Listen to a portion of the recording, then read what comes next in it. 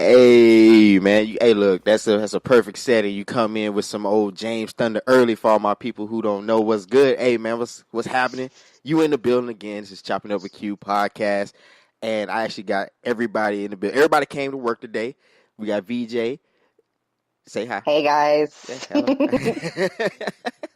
And we got the khaki girl herself. Kailah is in the building. Oh, she probably paused this. Whichever one. 'Cause I know she was out here rolling or something like that. But And she's here. yeah, she's here somewhere. And we also got a special guest in the building.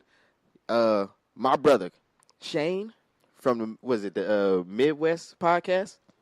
Ooh, Midwest. close. Midwest Coast. Midwest Coast. Oh, okay. All right. My bad. Midwest Coast podcast. Formerly the, well, I don't know if it's is that formerly of the JTS? Okay. Correct.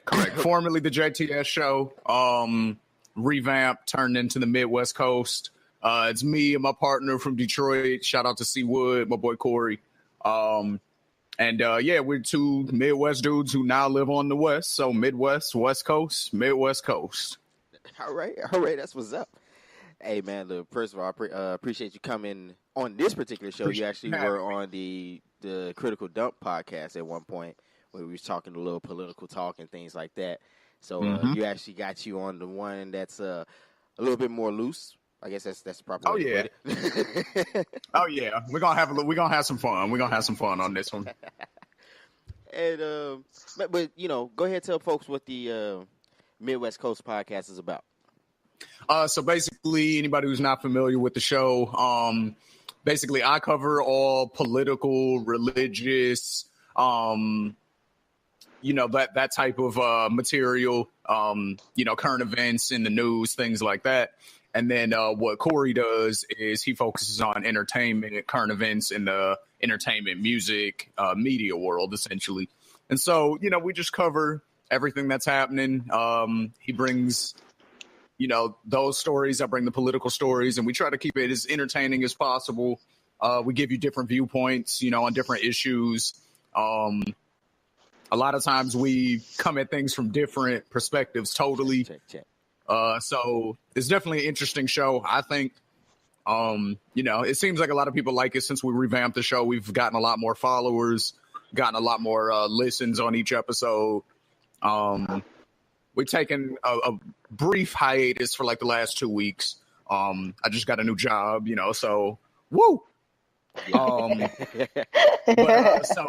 got to go get that money. Yes, so we had to exactly. Had to take care of that. But not that I'm getting used to the schedule and everything like that. I'm pretty sure we'll be back probably this week. But yeah, so that's it. You can find us on iTunes. You can find us on SoundCloud. And also, what I'm gonna start doing here is I'm gonna start putting out short clips of news events on our YouTube channel, which is also the Midwest Coast podcast. Right now, you can check out a couple of interviews that we got up on there. But I'm gonna start clipping out news segments and doing commentary on the channel. So be sure to check that out here shortly too.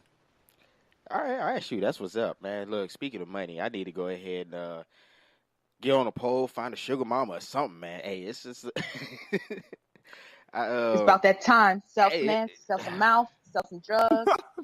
Something, man. Okay. So, you know what? Here's what we're going to do. Which one are we going to do? Now, here's what we're going to do. We're gonna we do all of them? We're going to form a mumble rap group. Everybody here. Oh, yeah, we good. Hey, that'll win. Hey man, I'm sure we can make it though. Look, we just got to come out, see who's gonna be the lead, get somebody to write our stuff down, just spew that shit however it comes. I'll make a note on my iPhone. Keep it all digital. Yeah, that's how you do it. I'm just gonna find a random word generator online, and just whatever it spits out, I'm just gonna mumble that incoherently. It'll be fine. As long as the beat fire, nobody will know the difference. Well, what were you talking about in that line when you said cows are pink? I don't know. I don't know. I said that. Right. Do it look like I don't know. Like, people ain't paying attention to all that. Do it look like I was left off cows and pink? Like, what? What are you talking about? I mean, why not though? I'll do it. drop like a couple hits, and after that, just retire. And then people like, man, why you left the game? I just wanted the money. I mean, right. and then be honest about it. Be honest. And just be like, oh, I just wanted to get rich real quick. Seemed like the easiest way. Oh, then we can have Joe Budden yell at us for being happy. Yeah, exactly. We're going everyday struggle. You know, DJ Ack will probably be all on our jock talk about, man, I appreciate what y'all do. Y'all our favorite group. And then, y'all are moving. Y'all are moving. Yeah. Y'all are moving the rap game ahead by light years. We're just looking at each other like, nigga. Yeah, that's what we doing.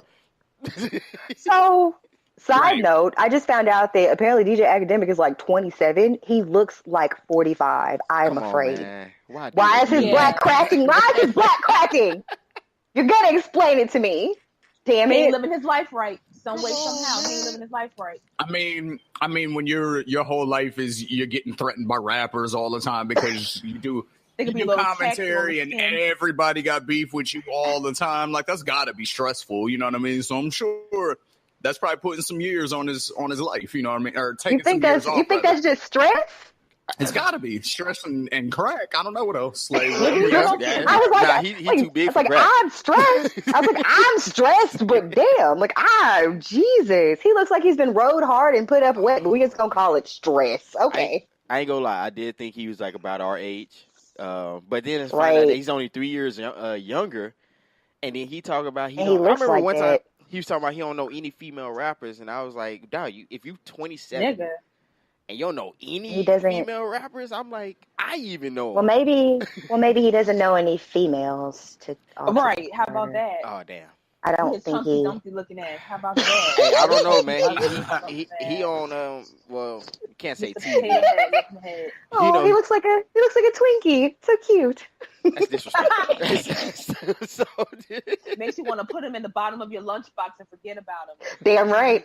Wow, let him get moldy though. Wow. Damn. Man, Twinkies don't mold. He'll be fine. Yeah, that's right. Twinkies don't ever expire. He'll be there. He'll be there in 12 years when you have went through exhausted every possible other snack option, and then you just really want a Twinkie. He'll still be there. He'll be there on day. That's man. Look, that's messed up, man. Y'all do that dude like that, but some people's black do crack. I mean, look at Stacey Dash now.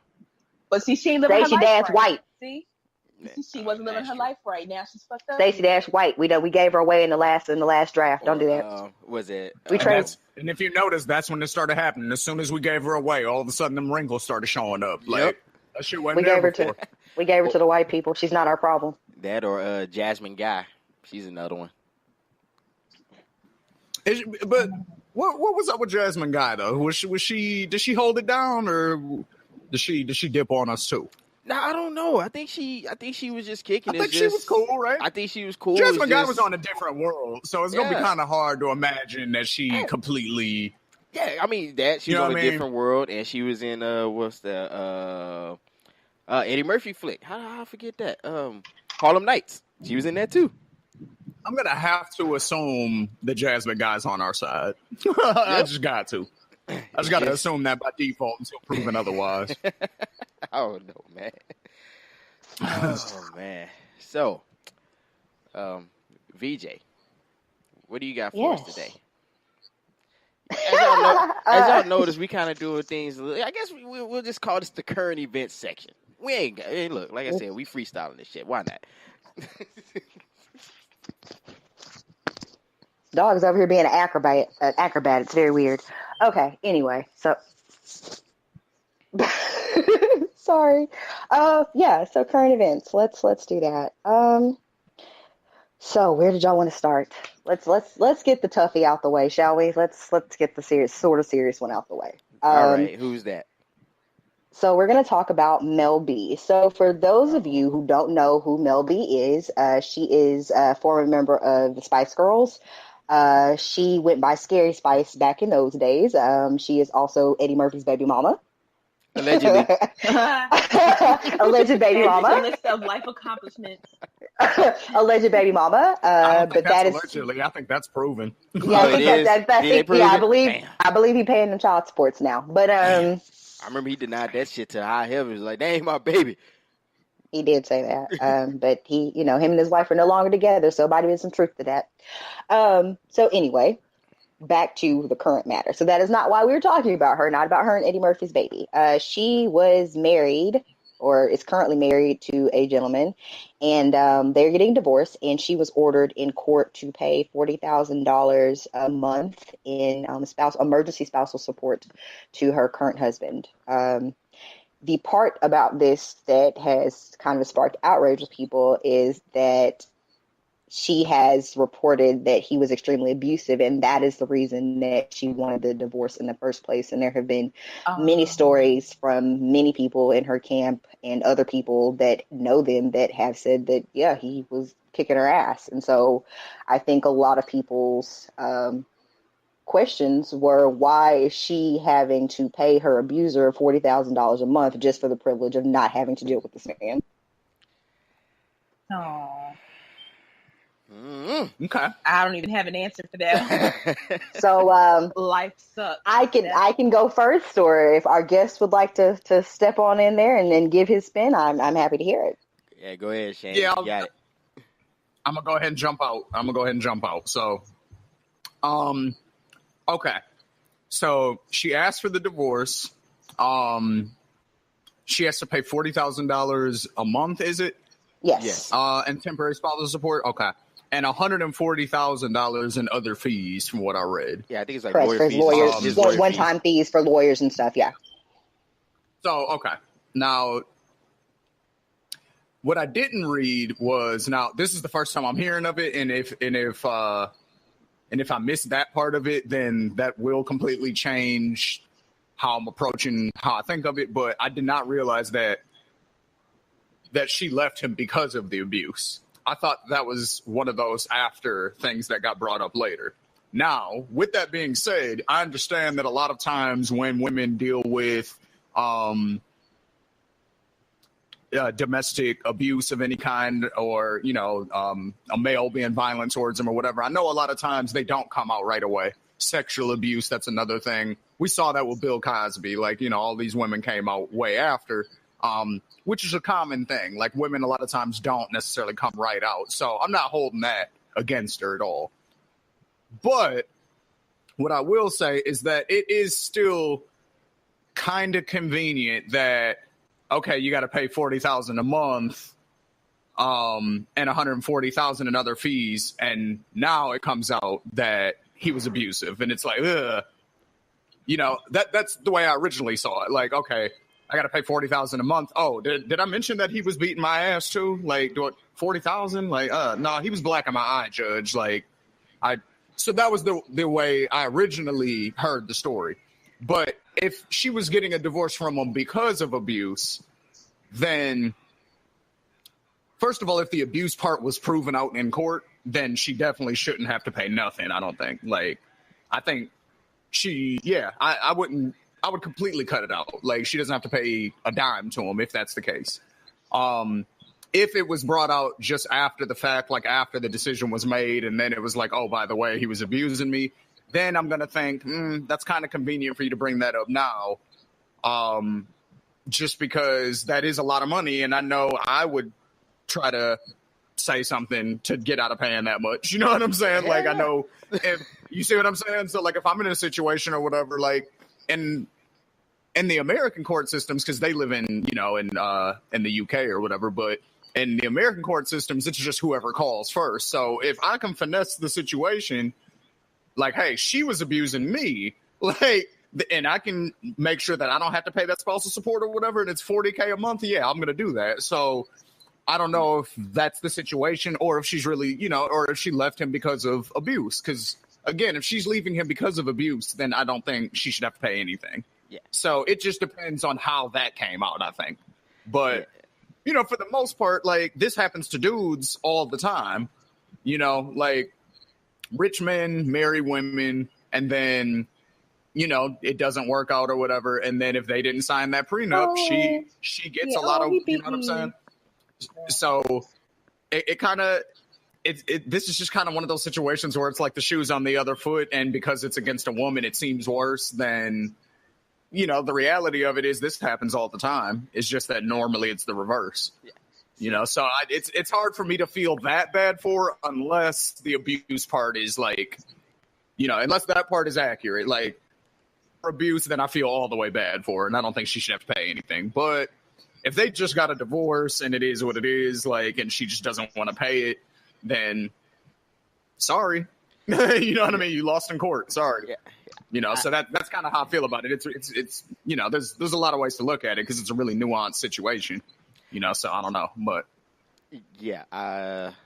First of all, also I got to correct. You know, if you were to go into court and say she was whooping my ass, they'd be like, "Sir, there's no way she would have. You know, this 5 foot, 120-pound woman is a threat to you. Stop it." But you know that's not true, though. You know, I know we like, know that, but that's kind of what like, people would say.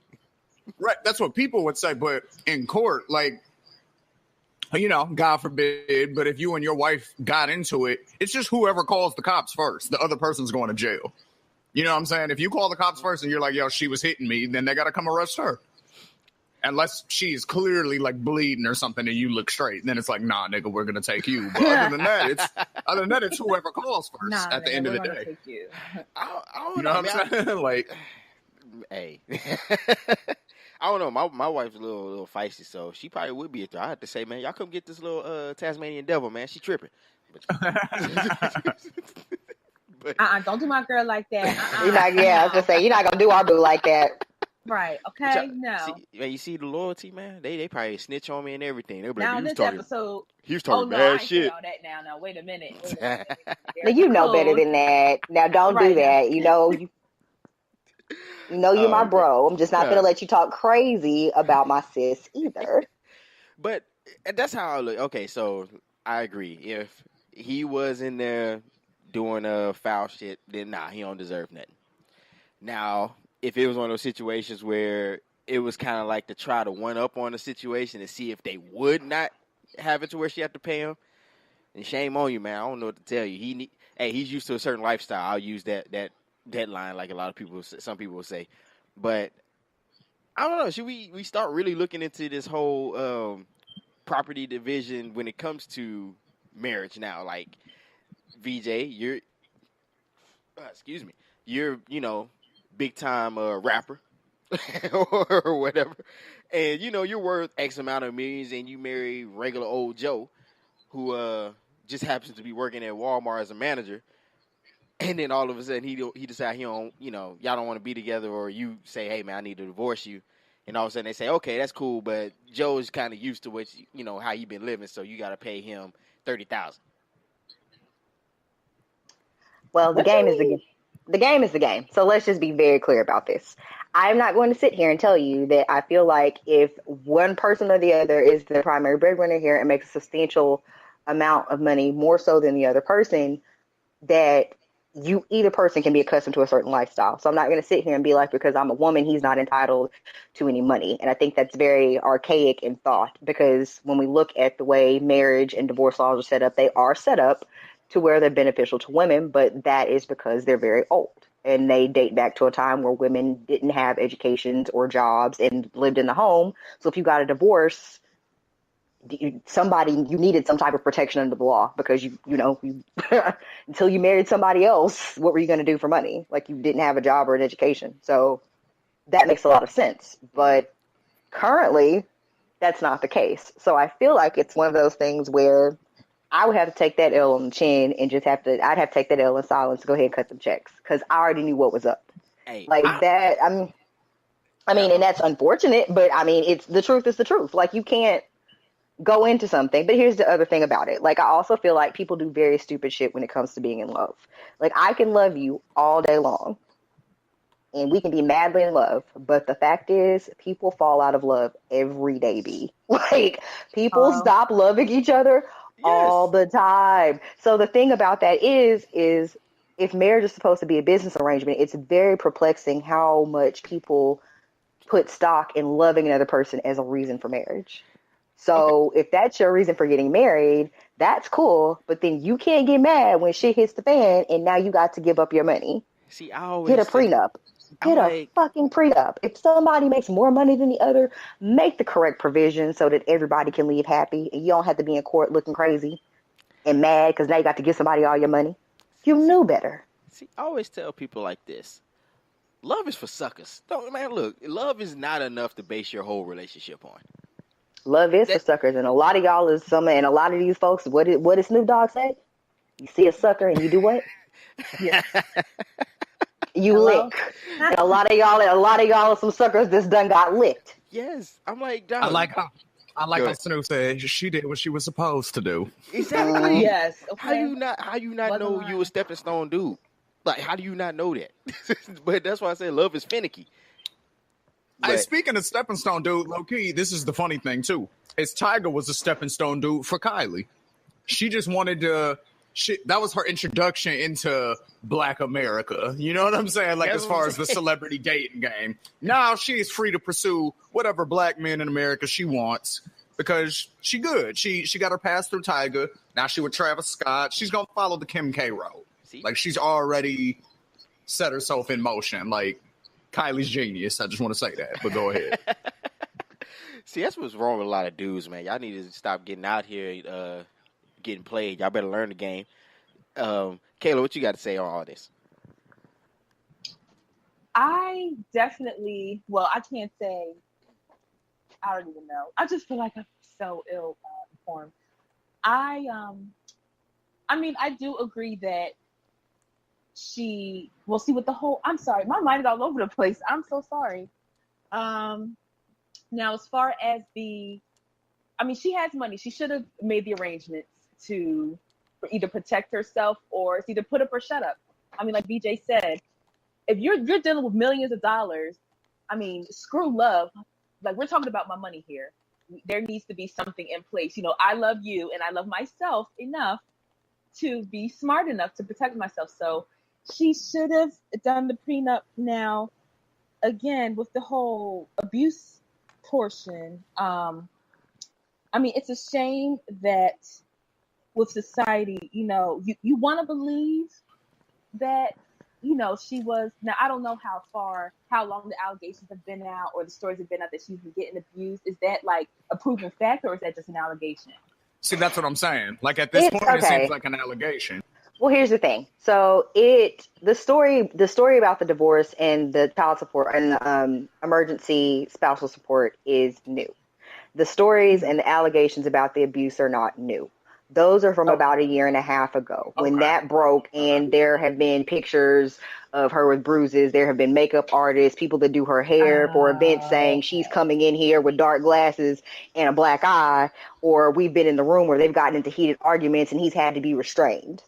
Okay, Like, well, if that's So the this case, isn't. So this was before. if that's the okay. case, it's not allegations. Then changes. I'm willing. I'm Yeah, I'm willing. I'm saying allegations because obviously no charges have been pressed. I don't recall if she got a restraining order, but I do know that there were several people that came out to her defense like, yeah. But he also A lot of times said, people aren't going to do that with their husbands, though. You know what I mean? Like, if they're married, it doesn't matter how bad the ass whooping gets. They're not going to call the police. So Yeah. that Now I'm, it makes sense. Okay. Yeah, that pretty much changed. I didn't realize the timeline went that far back. So, okay. Yes, me neither. Because I was going to say now. I'm on her side, then. I don't think you should get nothing.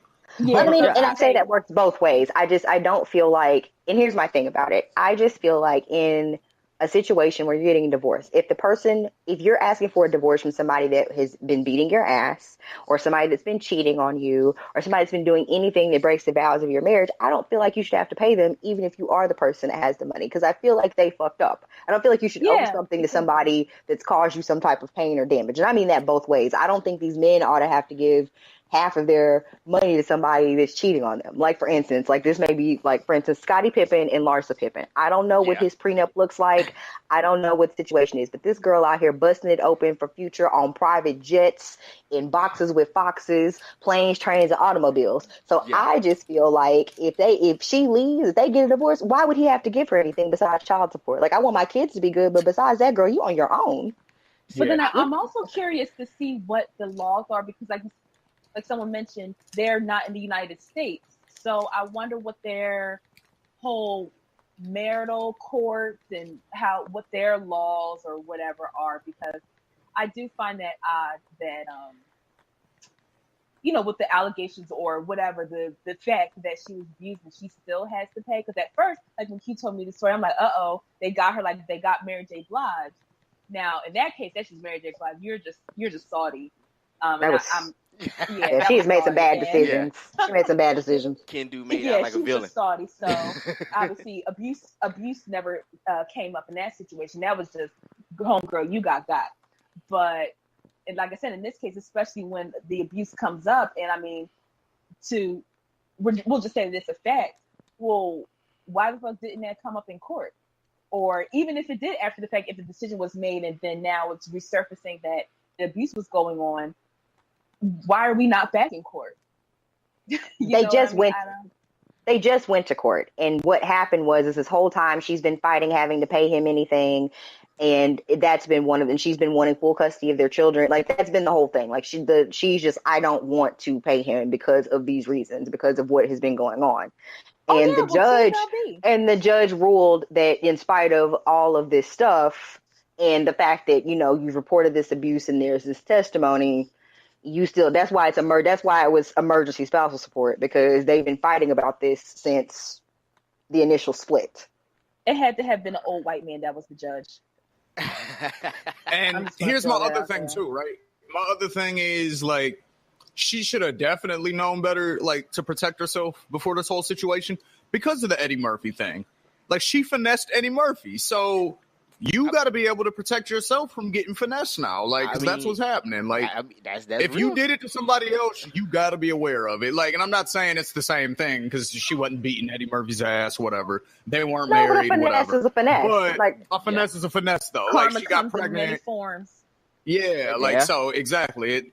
Again, so now that it's like, she should have got her ass beat, but hey. Of course not. Of course not. But you know what they say: fool me once, shame on you. Fool me twice, shame on me. Me, exactly. So if a person gets over on you once, or you see how the get over gets done, you probably need to take a couple of notes and make sure don't nobody get over on you like that. Is the point? Like, or as George Bush says, "You fool me once, shame on you." You fool me, you can't get fooled again. Yeah. Well, to quote George W. Bush and the Who, right? Yeah. And the Who. We just go just a 2-part quote there. Oh, man. See, okay, maybe I'm in the minority here. I'm one of those ones. I believe, and this is just a general idea on marriage. I think more people would actually be more careful if there were laws where they said, look, you know what? No more splitting of property unless it is businesses that have been started by each party. So, Shane, if you are already $100 million in and you marry whatever you came in with, you leave with. Shame on you, basically. I was used to a lifestyle. Well, get back used to the lifestyle you was at first. Yeah. Right. And I feel like that's reasonable. And that's the thing. I always felt that, right? Like, if you're talking about divisions of businesses, if you and your business partner decide to split up, you split up what you made in the business. He don't get to take the money you put up in the startup. Like, you get to leave with that. Or like, whatever you invested, whatever percentage you invested. You don't get to leave with your startup money. Like, you get to leave with half the business. I think it depends. I think it definitely depends on circumstance, though. Like, if you were bringing up a circumstance, like how you were describing more often happened back in the day with women not necessarily having education or a job or their own source of income or whatever. Like, if you are in a Kobe Vanessa situation, then if they get a divorce, she gets whatever. You know what I'm saying? Because they were together in, like, since what, like 19? Like, he was in the league at 19. Yeah. Yeah, you know what I'm saying? Like, he was in the league at 19, and they've been together since then. So it's like she literally doesn't know any other lifestyle other than what Kobe has provided for them financially. And to say that, and like that whole, she wasn't with you shooting in the gym thing, like, I always felt like that was kind of stupid, because it's like, yeah, but they got kids. So all those times Kobe was shooting in the gym and all that stuff. Yeah. I'm just saying, it's like cool. All that time Kobe was in the gym shooting, like, I get it or whatever, but she was at the crib with the kids making sure that they was good. So that's equal work in my mind. You know what I'm saying? Like, see, in to an extent I agree, but in other extent I say no, because I think of if it. One person's doing all the parenting and the other person's doing all the financial stuff, I think that's even. But I look at it like this: like if anything, most of those people aren't doing regular if parenting anything, jobs. You got nannies and butlers. I'm just saying, most of those. But you think Vanessa does though? Like, because what does she do? She like, but what did Vanessa do though? But I don't know. I would hope maybe she invested or started a business or. No, what I'm saying is like she doesn't have a job. She doesn't have her own, like, as far as I know, she doesn't have any of that stuff. You know what I'm saying? She doesn't have her own business or her own lines of anything. Like, she didn't Amber Rose the situation. She's just Kobe's wife. You feel what I'm saying? So pretty much, like, that's all she's done is be his wife. You're correct. You see what I'm saying? So in her situation, I feel like if they get a divorce, she's got to get something out of that, because it would be completely. You would be leaving her so unadvantaged by just being like, hey, you got to start at zero. Sorry. Kobe gets to keep the millions and the mansion and all that, and you got to come in the relationship with what you came in with, which was nothing. Okay. Like, so, that's different. So you know what I'm saying? But, like, all right. You know, I'll if you get with somebody and they're already, you know, so go ahead. I'll ask this question then. If that is the case, let's just say that. Mm-hmm. Why? Because I'll just say it like this: why didn't she do anything else then? And that's why I'm still like, okay, yeah, I do get it. Okay, she didn't know anything. She don't have a skill. She don't have a trade. But is that his fault or hers? Now, of course, I know they're gonna say they got some of these guys will say, "Oh, baby, you ain't got to work." I would then also tell somebody to say, "Hey, look, I know you told me that, but I would rather have something." And I mean, maybe not everybody had that speech, because I remember I told my old lady, "Look, I'll take care of the house, but you got to fund your own self, and you will have to do something." Now, in my opinion, I feel like that's a more reasonable approach, but I feel like that's just not what happens. I feel like most You're talking millions of dollars. That's what I'm saying. Like, right, and it's very different. It's not. We're not. Like, what is like filthy rich? I mean, that's the thing. Like, why? What is your thought process? If you are with somebody and they are filthy, stinking rich, not like we make like $300,000 a year combined. Like, we got millions and millions of dollars. Okay, like, if you tell me I don't have to go to work, I have 2 whole fucking degrees. If you tell me I ain't got to go to work, hello, I ain't going. Yeah, but I would probably be like, you know what, baby, you're right. I don't want to sit around at home. I am going to go to work for a while. But when I get tired of going to work and realize, what the fuck am I doing? Just like putting the paychecks in the bank. I'm not spending my own money. Like, I can have whatever I want. I could be on a beach somewhere right now. It's the off season. Nah, baby, I can't travel with you all summer around Europe because I got to go to my $75K a year job. But I mean, no, because like not just that. But you look at, like, I'll use an example. George Lucas and his wife. George Lucas is worth billions, if not millions, if not billions yet, because of Star Wars stock and stock in Disney. Right. His wife is also worth about the same. By herself, separate? She's a CEO of a company. Okay, see, but that's what I'm saying. Like, it's a difference. If Jay-Z and Beyonce split up, they take away from the relationship what they came in with. Exactly. But that's different. They didn't put Barack one and another Michelle on. split They up, each had their own thing on. They have that's their what own I'm stuff. saying. So that's what we're saying. If Barack and Michelle split up, Michelle gets half. If Barack and Michelle split up, Michelle gets half. If Beyonce and Jay split up, she gets what she came in with. But that's what I'm saying. Michelle got her own bread, though, too. She's a lawyer. Yeah, but they still came up together, though. I feel like they built everything that both of them have, they got together. So there's really no way to say whose is what. You know what I'm saying? It's one of those situations where it's like they've been together so long because they've been together since college, too. Yeah, so since college. I mean, for some people... And for some people, there's a clear-cut division. Like, and yeah, obviously, in some cases, there's a clear-cut division. Like, if I have been with you since I was 17 or 18 years old, but you have always been the breadwinner, and I have never had to do any type of real work, then that kind of is your fault for setting me up to live that life. You know what I'm saying? Like, you're the one for the last 20 years. That ain't my fault. That's your fault for being stupid enough to be allowed to be set up to not really. Like, skill set. But I mean, it's on both people because you think so? Like, in a long-term marriage, you think so? Like, let's say I absolutely think so. I feel like, because here's the thing about it.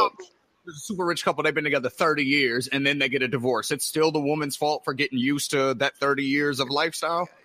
You can get used to. You can get used to 30 years of. You can get used to 30 years of a lifestyle. And I'm not saying that you shouldn't enjoy the benefits of said lifestyle, but it just seems very, very stupid and negligent on your part to feel like you shouldn't invest anything or you shouldn't have any type of game plan should shit go awry. What if that man dies or something? Like I'm just saying, shit happens all the time, all day, and that's just real. Like, and so I could be with you 45 years, and then you may up and one day decide that you like our nanny and kick me the fuck out. And guess who gets to have my clothes and live and have the lifestyle that I was accustomed to? The nanny.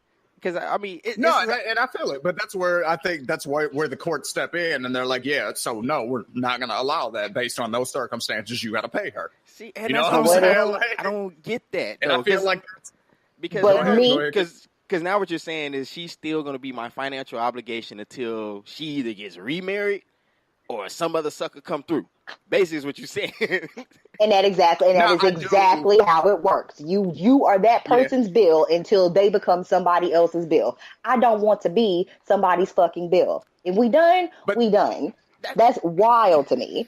Like, I don't. No, that's why I feel like marriage is a bad contract anyway. I don't even have anything, and I had to get.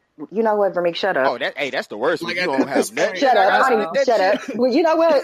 I'm good. I'm just going to put it on mute. Y'all got it. Cause it's like right now we're arguing whether or not marriage is a good idea, though. Like, at this point, that's what like, you know what I'm saying? Like, that's not really about what's fair within the context of marriage. It's just, is marriage even a good idea knowing that those are the rules? You know what I'm saying? So that's a different conversation, I feel like. But, like, as far as the way marriage exists right now, I do think, like, now, and again, this is, I feel like you got to take it as a case-by-case basis, you know what I mean? Because some women, you know, do, like, for example, like 50 Cent, like all the stuff he says about his baby mama, I'm about to be done with that child support, guess you're going to have to start working.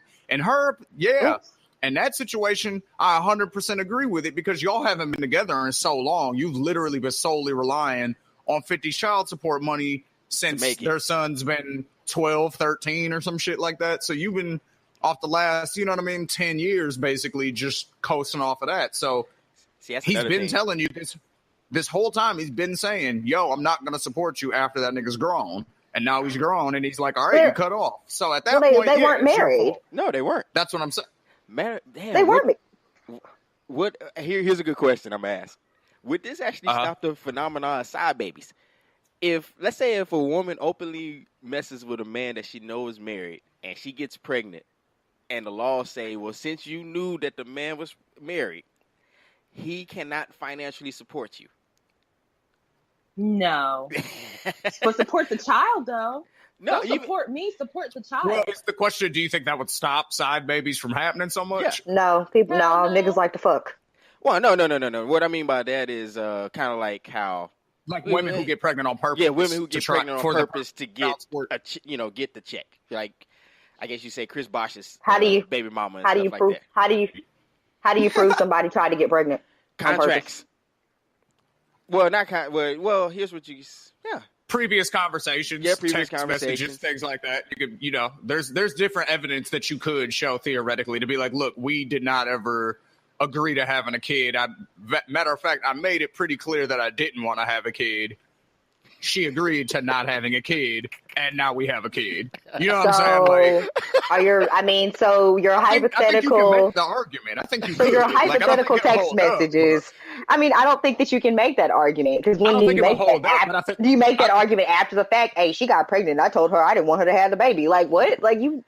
No. That's not what I'm saying. I'm saying like raw, not take the necessary precautions. So no. I'm not even necessarily saying that. I'm saying like for example, right? Like if I'm talking to somebody and up front, like we're getting to know each other, and one of the questions comes up. So how do you feel about kids? And if my answer is I don't want to have kids ever, I'm vehemently against having children, and you say I agree with that, I never want to have kids either.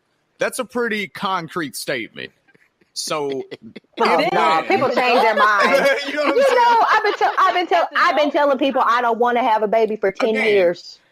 Again, I'm not saying it's going to hold up in court. I'm not saying it's a good argument. I'm not saying it's a good argument, and I'm not even saying it'll hold up anywhere. I'm just saying the argument could be made. That's all I'm saying. I've been telling that folks for a solid 10 years, and now I want a baby. So I just laughed. You got one. It's the fuzzy one. Or furry, my bad. Right. Fur baby. Y'all rolling. All your dreams have come true. All right. Oh, man, that's funny. We terrible. We got to have a more in-depth on that. We got to put that next show. So, I guess next thing we can talk about is, everybody's crazy, man. Mr. Shia Labeouf himself. I can't believe him. I love it. What was his name? Mr. Even Stevens himself went out wilding. And, just for people who don't really understand what happened, hopefully this video from TMZ kind of shed some light. Hold up.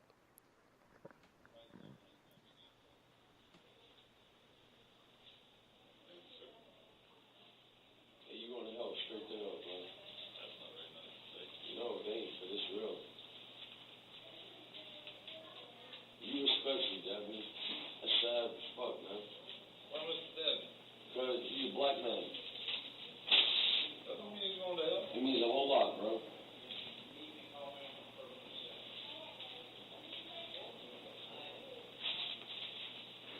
You dumbass fucking sandwiches, you racist ass situation, won't take pictures. Fuck you. How are we being racist? Because you got me in here on a fucking hole from a black man who arrested me for being white in a city that don't have nothing to do with none of it. I'm sitting there, I'm having a cigarette, asking 3 black people to have a cigarette. Motherfucker want to call me a fucking racist. It happens just like that, my man. It's super simple. You call me whatever you want. I call you anything. No, you ain't call me shit. You just got me sitting here and you dumbass shit for no reason at all. It really don't matter. It really don't matter what you're charging me with. It's your word against my word. Ain't my word. I can't say that's the problem. I got videotape. You got your paper for the number? Well, that's one part of the interview. There was another part where he was actually saying that he wanted to take one of the officer's gun and shoot one of the white guys. It was something like that. I said, man, my man is wilding out here in these streets.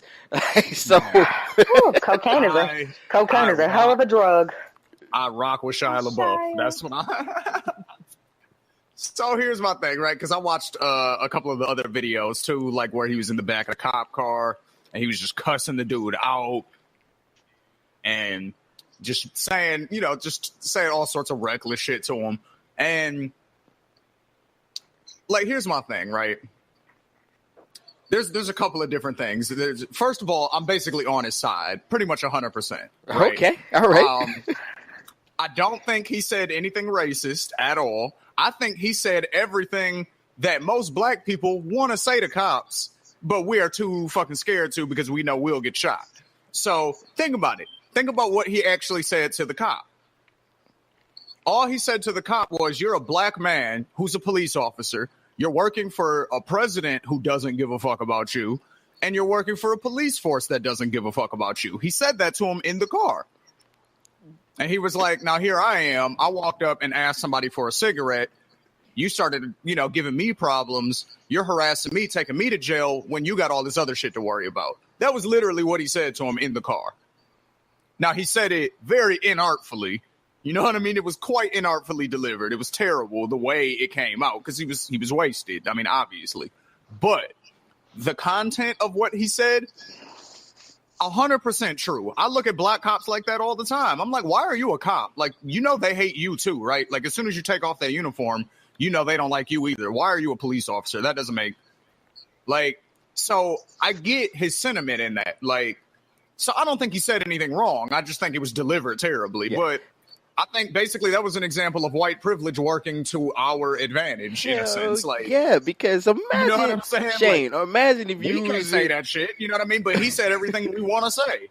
So it's like, I rock with it. Fuck it. Somebody needed to say that shit.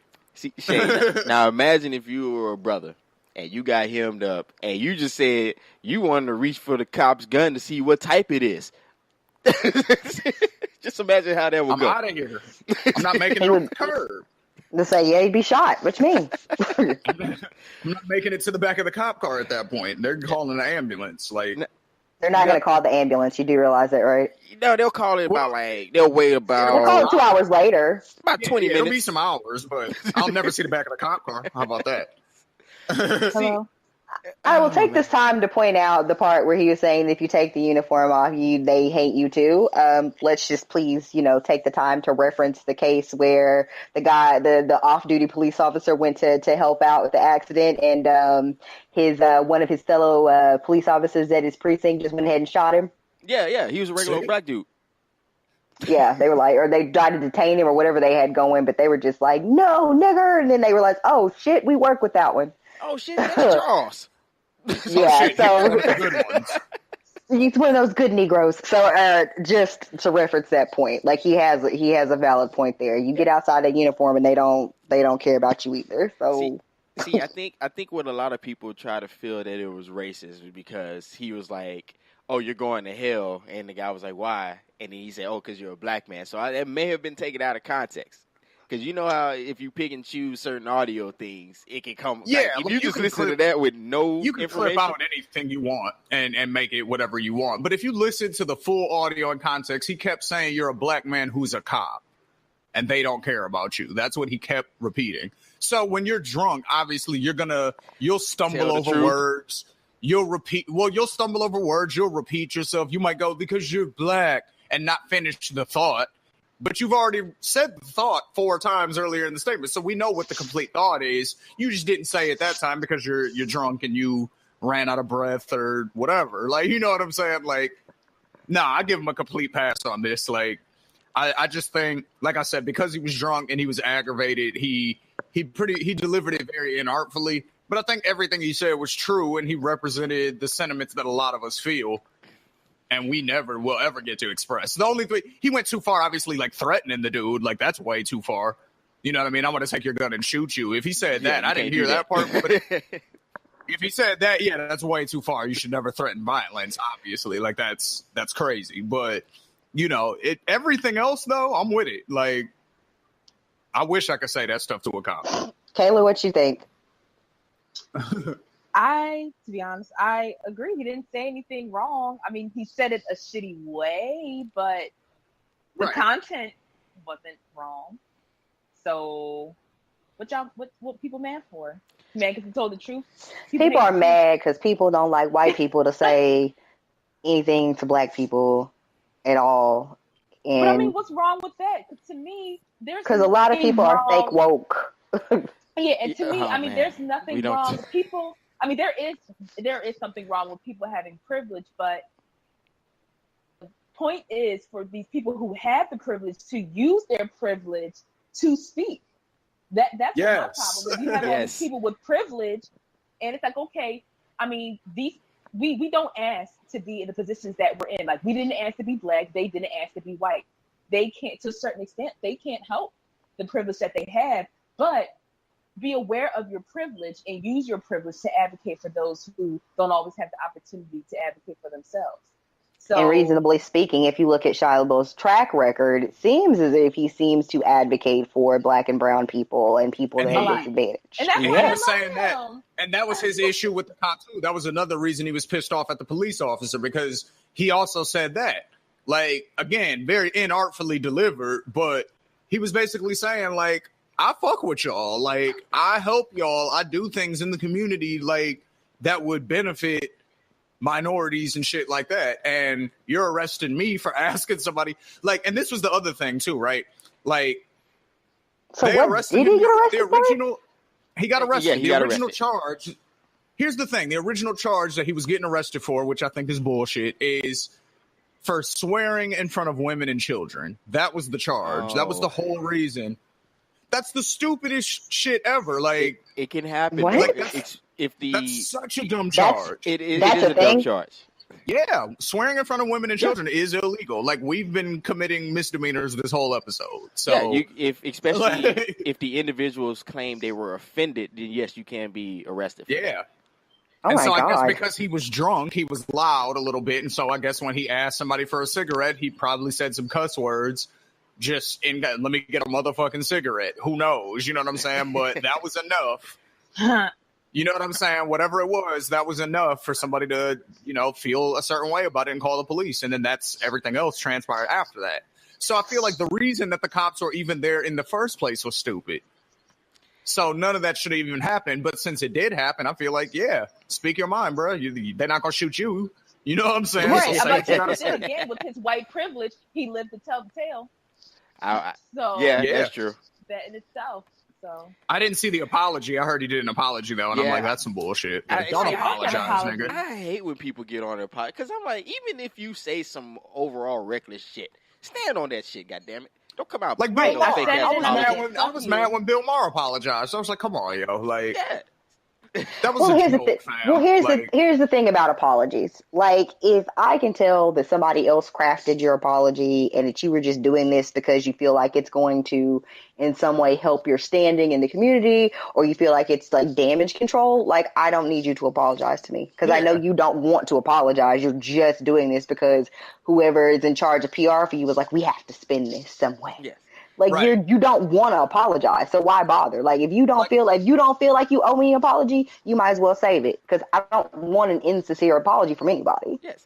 Like, I would rather Bill Maher do what he did with Ice Cube. Don't apologize, but just have somebody on the show who's going to ask you why you said what you said, and then explain yourself.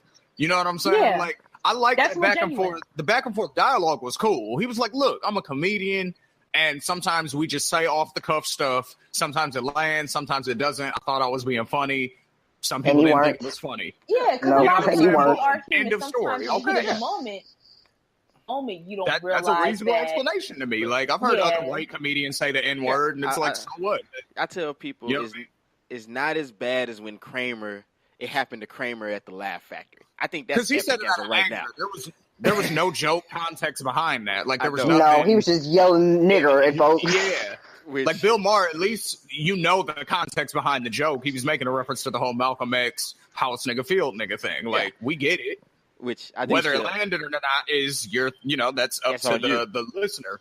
Yeah, but is it offensive? No. Like, chill out. You know what I'm saying? Like, and I think there's plenty of real shit for us to be mad at, and like, let's not pick out people who are really on our side of issues. Like, Bill Maher overall is on our side. Like, let's not make enemies out of people who we want to advocate for us. Just like with the Shia Labeouf thing. I just think it really comes around in our current environment. We are, in some sense, hyper PC to an extent. And it's like, and I always tell people, because I always had this discussion with like a lot of different people, and I said, look, comedy is supposed to rub you the wrong way. It's the reason it's comedic. Yeah. I said, comedy is tragedy, but we're going to talk about it in a comedic way to where we can make fun of the situation and the current, what's going on. But it's also to educate and enlighten. And that's like, I remember when Dave Chappelle dropped his and a lot of people were pissed at him. And I was like, I was just going to say that over like the LGBT stuff. Yeah. Like, a lot of people were like, oh man, like, that's a little, I'm like, but yo, he's being honest. Like, He's being honest about how a lot of black people feel. Yeah. You know what I'm saying? A lot of black people feel exactly how he said. Like, as an American, I'm happy to see it. As a black American, I'm a little jealous because it's like, damn, y'all came far real quick, and we're not even really. Yeah, we still going, 400 plus? Yeah, so it's like, so I get it. You know what I'm saying? Like, but at the end of the day, like, it's comedy. Like, stop looking for reasons to be offended. Dave Chappelle's clearly on our side. Like, he doesn't hate gay people. I asked my man E, shout out to my man E. I think one of the Chappelle's jokes, I asked him, because I think Chappelle made a joke like, if he see two gay dudes fighting, he was like, he don't know if it's domestic abuse or if it's just two niggas working shit out. And I asked Eric, I was like, that's a great question. So I called Eric. I said, Eric, I got a question for you. And he was like, real shit. And I asked him that. He was like, oh, hell, I don't know. And, of course, I also asked Eric, I said, with two gay men, how do you finesse the plug? Because, you can't fake a baby. I direct all my questions. What do you be going through? What the fuck is your damage, Q? Really? Hey, you gotta have somebody that you can go to with all your LGBT related questions. Mine is for sure Gabby and KT. I hit them up every time. I'm like, hey, so I don't understand this. Can you explain it, please? Yeah. So here's my question: does that joke work? And then I'm like, oh, okay, cool. Well, does that joke work the same if it's two lesbians fighting? I don't know. Yeah, I think so. Like, Is it? I think so. Like, I don't think it's any less funny. You know what I'm saying? I think it's the exact same context, because if you see two chicks fighting in the street, is that just two chicks fighting because of whatever? Or is it a couple and one of them is beating the shit out of the other? Like, you know what I'm saying? Like, it's hard to judge that. How do you approach that situation? You like, oh, stop, don't. I'm gonna I grab don't this one. approach that situation. I leave the situation alone and I watch from a distance.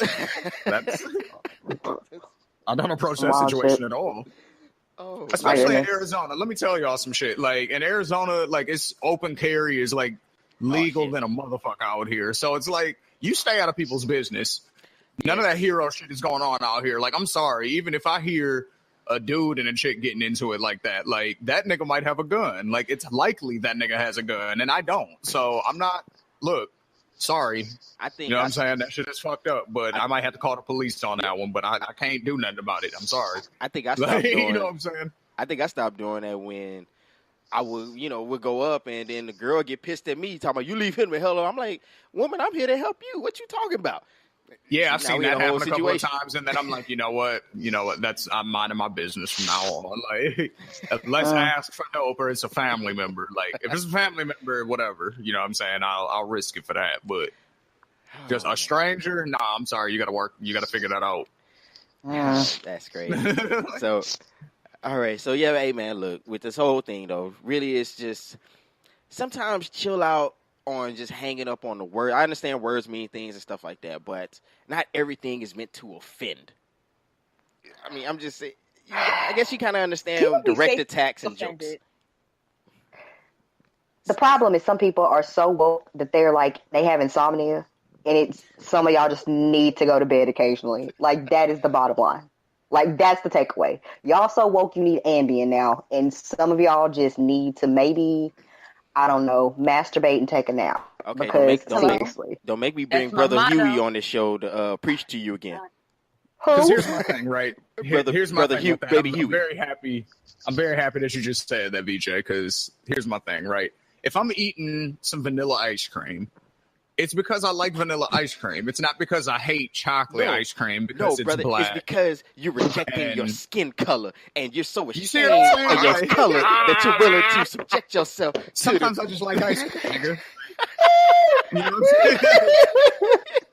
See, that white ice cream is our problem right now, brother. Like ice cream. You feel me? Like, it's niggas like that, though. Like, and that shit is annoying because it's like, come on, man, everything's not a conspiracy that the white man is trying to do against the black man. It's like, most of it isn't even that anymore. Like, a lot of the shit is just money. You know what I mean? Like, I mean, there's, of course, going to be, like, built-in stereotypes and stuff like that people, you know, don't really get past or whatever. But, like, all that, like, and there's institutional biases and all that kind of stuff, of course. Like, we know all of that. But, like, at the end of the day, though, like, the conspiracy theory shit has got to stop. Like, you know what I mean? Like, just in all sense, like, just in all aspects. Like, I hate it. I hate it so much. Hey, brother, are you trying to tell me that the NBA didn't institute the three-point shot to give white people a chance? Okay. Okay. Okay. Well, Kailah, how you doing over there, sis? I'm doing great. You all right? Because I don't. It's a lot over here. I just help. Hi. Yeah, I'm fine. I'm hanging. Oh, speaking of basketball, huh? Did y'all check out? Yeah, y'all like that segue, huh? I'm working on it. But, yeah. Your man KD. Did y'all get to watch that video? Man, fuck that nigga. Ah, damn. All right, Kayla. So, I will never, ever know, because y'all don't understand. People who know me know how much I love KD. I've been an OKC fan since 2009. I rock with them. I rock with them heavy. I still rock with them because Uncle Russ, that's my uncle. Fuck KD. I'm so glad that somebody finally went on national television and said what needed to be said. I love it. I love it. I'm here for it. Fuck KD. All right, so for those who haven't heard it, here you go. And our gymnastics team was so dominant that Kevin Durant told me he wants to play for them next year.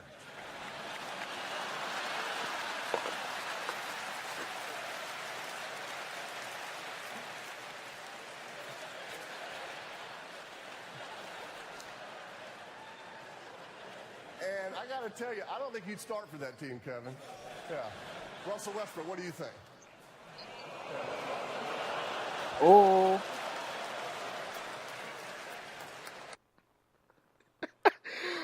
Oh man, okay. You think he was more mad at the joke or the fact that people laughed at him? Both. Right. Salty as shit. Yeah, That's all what these you get. all these flavors that he chose to be salty. That was all it was. Right. Salty Yeah, he as was- hell. I love it. I'm here for Well, the shade, the direct shade. I think it's both, to be real. Like, he's probably mad. He's probably mad at the joke because he feels that way. You know what I'm saying? Like, all that heat that LeBron got for when he went to Miami, it didn't affect, like, you never really saw it affect him emotionally. You know what I'm saying? Like, he just took it on, because I don't think he really felt any type of way about his decision. I think he felt like he made the right decision. Whereas KD, all of his criticisms that people are giving him for leaving OKC, he feels that to a certain degree. He's like, dang, you know, these people are kind of right. Like, you know what I mean? So now that people are making jokes and people are laughing at it and basically co-signing this, that's why I think he feels a certain way. I think the joke, it landed, but it landed with him. It hit him like in the gut, like, damn, like that shit is true. Because if he didn't really honestly feel that way, he would have laughed it off just like everybody else. Like, anytime somebody makes fun of me, if they say some shit that's not true, I just laugh. Like, Oh yeah, or it was plenty times that people, It's only gonna bother me if comedians it's or true. whatever, would make fun of LeBron, and he would be right in the audience, and he'd be cracking up with him. yeah. I mean, you So- got But that's the thing. You can't be. Yeah, I think it's different. I think in a lot of ways with him going to Miami, right? Because people were like, "Oh, well, it's the big three," but I don't feel like the Miami KD was just teams, completely different, though. those Miami Completely teams different. were not so dominant that they didn't have to fucking play. You see what I'm saying? Like they had to come and play, and they had to fight for every single one of those championships. Like, it put them in a better position to win than a lot of teams, but it wasn't the type of dominance that you were seeing with Golden State without KD. Yeah, And not only that, not only that, like he tried for so long in Cleveland, and they could not build a team around him. Like, he did what he felt like was best, but he also Miami whereas didn't KD beat had Russell, like KD had a squad around him. They, Like, they you know needed what I mean? one more guy, and they would have been Dwayne all right. Wade and Chris Bosh did on Miami's team didn't come beat the shit out of Cleveland for a championship, and then call LeBron and be like, "Hey, so want to come play with us now that we've beaten you to death?" So I mean, it's just a different set of circumstances. So a lot of people just felt like you were right there on the cusp. You had your foot on their necks, and you managed to blow a lead that would have put you in the championship. Why not come back and give this another year? You were right there. This is the closest we've ever been. Like, you were almost the Giant Killers. Why not come back and try this again for another year? See, And like my boy Corey was saying, like, Where's they your build loyalty with your bitch whole ass? teams. They build whole teams like to go against LeBron. You know what I'm saying? So wherever LeBron goes, they try to build a squad compete against him. So that's what they did in Golden State by acquiring KD. They were like, okay, we need that West Coast powerhouse. You know what I mean? Because LeBron's doing his thing in Cleveland again. Okay, well, that's where the threat is. Like, you know what I mean? So that we're going to take him out. Like, that's what that was. So you guys are right when you say it's a totally different, set of circumstances. It's completely different. See, here's I think it's one of those. Go ahead. Sorry, now I was saying, here's how I look at it. You're right, it is different, and there's also going to put some points out there. Even when LeBron when he left Cleveland to go to Miami, Cleveland became trash bag. Okay, when LeBron also left Miami, Miami became average. So I'm just saying, he, as much as you hate him, he carried the teams. Facts. You take KD away from Golden State, like when he was injured, they still win. They'll be all right. They don't need him. Right. So it's one of those things. It's like, damn, I can't beat him, so I'm just going to That's join just an him. insurance policy. Basically. So it's like, man, shit, we're going to just join the winning team because I'm going to join the big kids because I can't beat them, so I'm going to just roll with them. But that's also covered this as well. I think what really happened is he couldn't work with Russell anymore. I don't know what happened in their relationship or their work relationship, whatever. I think that's the main reason he left, or one of them. No, and I could see that, but I also think, I mean, to go back to, I guess, the joke itself, I think it's one of those things where everyone was thinking it. Everyone around the world was thinking it. You know, people have said it, thought it was weird that he would leave, a fairly good team to go to somebody that beat them. But I think it's one of those things like what is the line in taking yourself too seriously? Yes. And kind of like what Shane said, I laugh at myself all the time. I make fun of myself all the time to the point to where if somebody make jokes about me, I already done made it. So Pretty much. I'm just saying. Oh, man. Yeah, I mean, that's how I feel about it. It's because, like I said, you're only going to be offended at something if it's true. So. Yeah. I mean, Right. I mean, yeah, I could see that. I mean, but I think that sometimes we do take offense at things that aren't necessarily true about us sometimes. But I think in this instance, like, you have to also look at where you are and what the audience is. Like, you out here looking real crazy and salty, and all it is supposed to be a night where we're celebrating excellence in sports.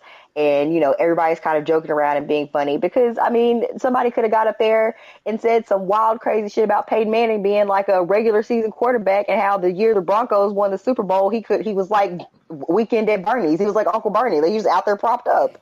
Right. So, I mean. He got that long ass forehead, whichever one. Exactly. I mean, but I think he would sit in the audience and he might have smirked a little bit, but he would have laughed. KD looked legit pissed off. And that's the difference. He looked like he was about to cry or something. Yeah. And it's like, come on, KD. Like, you can't do that because now you're a meme. Like, you've been made into a hilarious meme on the internet, and nobody's ever going to forget it now. Like, if you had to just laughed it off with everybody else, it would have lasted for like a day, and then everybody would have forgot about it. You know what I'm saying? It wouldn't have been a meme. That'd have been like, haha. It would have been nothing. And then it would have, that would have been over right then. Like, right then, it would have been nipped in the bud if you had to just laugh it off. But now it's a meme, so it's going to last forever. Oh, did you see the one where they were talking about when y'all have to co-parent together for the kids, and it was a split of KD and Russell with the crazy ass looks on their faces? And I couldn't do anything but laugh. But that's what it looked like. And I think a lot of that kind of shows you the way their working relationship did deteriorate, like you were saying. Because hell, they sat in that building and the looks on their faces were really like two people in the middle of a separation who are like, I hate you and I want you to die. And now I have to give you half my money. I have to give you half my money look. Yeah. Hey, man, I still remember in the season, I don't know if a lot of people remember this, but there was a point where I think it was in the game when they played them for like the first time. And then I think it was like Eric Cantor went to go try to shake his hand. He was like, nah, man, don't talk to that nigga. I was like, okay, Russ, tell us what happened. Oh, yeah, he said, don't talk to that bitch or something. He said something wild. Don't talk to that bitch ass nigga. He said something like that. I was like, whoa, okay. I see how y'all feel. All right. Yeah, bitch ass nigga. Hell yeah. He was right. He ain't say nothing wrong. Hey. Another one. Maybe not the most tasteful I rock with Russell Westbrook, but yo. he said the right thing. He wasn't lying. That's right. That's what I'm saying. Put the war paint on, baby. We not here for that. And I'm with him. Like, nah, we not here for that, G. Like, he made his decision and his alliance is known, so let him go over there and do whatever the fuck he got to do. God bless, but this is not the time nor the place for that. War paint is on, baby. Move around. Like, we're not shaking hands. I've rocked with Russell ever since he pulled the Marshawn Lynch move during that interview where he just kept looking at the dude and answering the question the same way. Like, any question that the dude, oh, my God. That was the funniest shit. I was like, attitude. I was like, Russell is hilarious. I love his attitude when he's getting interviewed by the press. I love it. I love his attitude. Sometimes the way his playing style gets on my nerves because I think he tends to overexert a little bit, to get a little bit too hype and overshoot. And sometimes that's frustrating as hell, watching that happen. But I love his attitude. I love his passion. I love it. I love the way he plays. I love Uncle Russ. I ain't gonna lie. That's my uncle forever. I used to laugh every time watching the OKC game. And I said, don't let Kevin Durant get hot. At one moment, because every time I said Russ gonna shoot it. Watch, he finna throw it up there because KD always. He gotta get his. If KD's eating, he gotta eat too. That was it. Like he just forced them shots. Oh man, it's very true. But But speaking of forced shots and fake wokeness, Oh yeah. perceived fake wokeness. Anyway, we'll call that alleged. One last story. For those of you who don't know, Jesse Williams, or live under a rock, Jesse Williams, who is an actor on Grey's Anatomy, is getting divorced from his black wife. And apparently he is now dating some white woman named Minka Kelly. Now, I don't know what a Minka Kelly is and what it does, but it's my understanding that she's like an actress or something. And, well, from what I could tell, the black women of Twitter, shea butter, cocoa butter, motions, hair lotions, Twitter was awfully upset. I'm not entirely sure why, but from what I could tell or what I gathered from what you guys had to say was that you were mad because you felt like as a black man who was with a black woman, he should have went and got another black woman. And essentially, to quote Kanye, he gets on and he leaves your ass for a white girl. And so they felt betrayed and heartbroken because he had been such an advocate for, pro-blackness and then black rights and civil rights. And then they felt like as soon as he got a little popularity, got on, he went and found, one of those shiny new white ladies to be with. Now, why don't people believe that? Because you can, in my opinion, I just have a question real quick. He's biracial, right? He is. His mom is white. Okay. His mom is white. That was my only question. Go ahead. Now, I feel like, at least in my opinion, why you can be pro-black and still date outside your race or be attracted to people outside your race. I never understood. Now, I guess that goes back to, well, what is your definition of pro-black and yada, yada. But, I mean, you can talk about you're not disowning your black identity if you choose to date outside of your race. Like, I never understood why people get so riled up. Well, because who else did they say that? But it's somebody else who. Oh, it's a lot. Everybody. It was a whole. Well, yeah, true. But it's a lot of them. It was somewhere not too long ago where they were like, "Well, how dare he? He's this and he's that, and he's always talking about black people and black rights and this and that, and he marries his white woman." I think is it Kendrick Lamar or J. Cole, one of them that has a. No, I think that was the whole thing. Is she was like light skinned, and they were saying that he was talking about like black women, and it was like she's like super light skinned. But I will say this about it: I read a couple of different articles or think pieces regarding it, and I think what I got from it, or the general synopsis, was the question kept coming up. I mean, are you able to date somebody outside of your race, knowing that they're not going to be they're not going to be able to readily identify with what your struggles are as a black person? I have one more question. Okay. He's biracial, right? Yeah. Yes. You keep asking that, and the answer is still yes. Okay, because I just want to, because we keep saying he's dating outside of his race. Hey, but in America, you gotta letting you're black. You're black. I'm just using the words. I'm just using the words that were used by the people. Like if Drake dates a white girl, is he dating outside of his race? No, his mom is white. But you know what I mean?